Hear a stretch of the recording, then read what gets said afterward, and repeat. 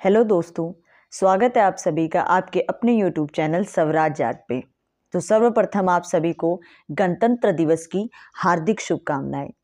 आज के इस अवसर पर मैं आपके सामने एक कविता प्रस्तुत करना चाहती थी, जिसके बोल मेरे द्वारा लिखित नहीं है, लेकिन वो कविता मुझे बहुत ही प्रिय है, तो मैं उसे अपने शब्दों में आपको सुनाना चाहती हूँ। अगर मुझसे कुछ गलती हो जाए तो मुझे क्षमा कीजिएगा और मैं आरंभ करती हूँ। कविता इस प्रकार है। एक साधारण बच्चा पिछड़ी जाति से आने वाला था।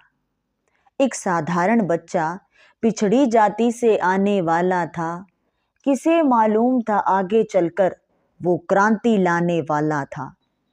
शिक्षा से प्रेम था जिसको तथ्य और तर्क की बातें करता था। शिक्षा से प्रेम था जिसको तथ्य और तर्क की बातें करता था। जाति के ठेकेदारों से भला कब तक डरने वाला था। विद्या को बना हथियार वो जनहित की सेवा में लड़ता रहा।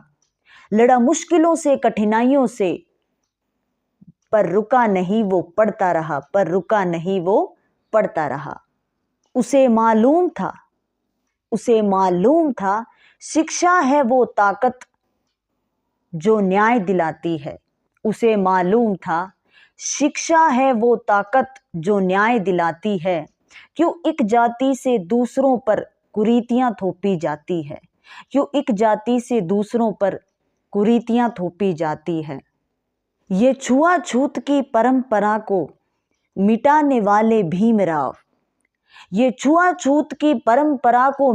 वाले भीमराव, दलितों के जीवन में उजियारा लाने वाले भीमराव।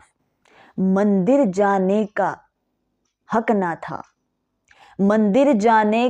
ना था वो हक भी दिलवाए तुमने। जनहित के सभी नियम सत्ता से मनवाए तुमने।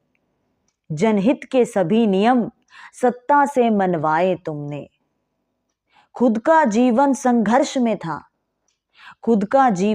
संघर्ष में था पर जनता के लिए खड़े थे तुम।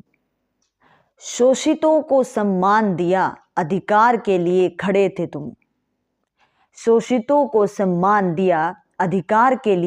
थे तुम। तुम विदेश की धरती पर जाकर कीर्तिमान रचकर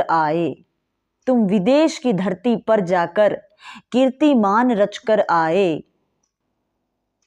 भारत का मान बढ़ा जब डॉक्टर भीमराव बनकर आए।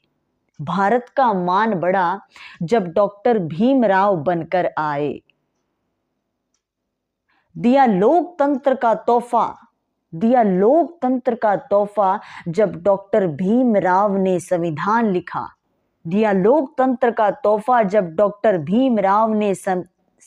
लिखा।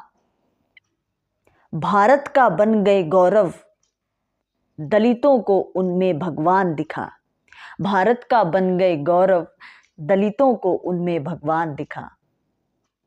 और पढ़ना चाहो धर्म ग्रंथ तो संविधान भी